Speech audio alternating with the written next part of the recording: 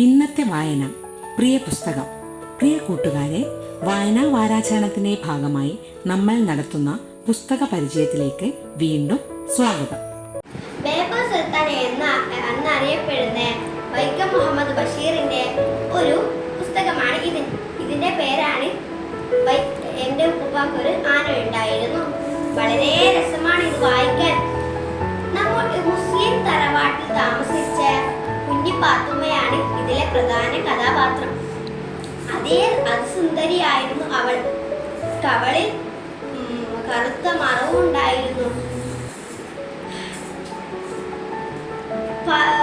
പുറലോകം അറിയാത്തതും വായനയും എഴുത്തും പഠിക്കാത്ത ഒരു തടവുകാരിയായിരുന്നു അവൾ. അവൾക്ക് കൂടെ വേറൊരു കഥാപാത്രം ഉണ്ടായിരുന്നു. അവളുടെ ഉമ്മ താച്ചുമ്മ.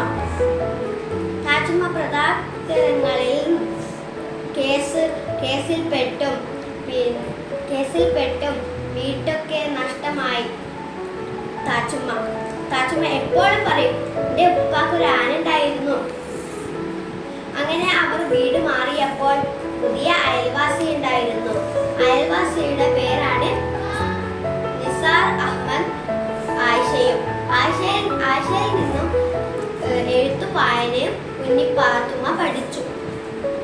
തെറ്റായ അന്ധവിശ്വാസങ്ങളിൽ നിന്നും അനാചാരങ്ങളിൽ നിന്നും നസീർ അഹമ്മദിന്റെ വെളിച്ചം പകർത്തി കൊടുത്തു.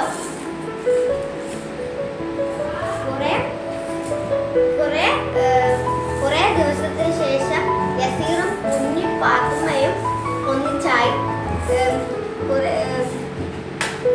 കുഞ്ഞിപ്പാത്തുമ്മയുടെ ജനനം മുതൽ കല്യാണം വരെയുള്ള കഥയാണ് ഈ ഒരു പുസ്തകത്തിൽ ഉള്ളത്. എല്ലാവരും ബഷീറിന്റെ നോവൽ വായിക്കുക.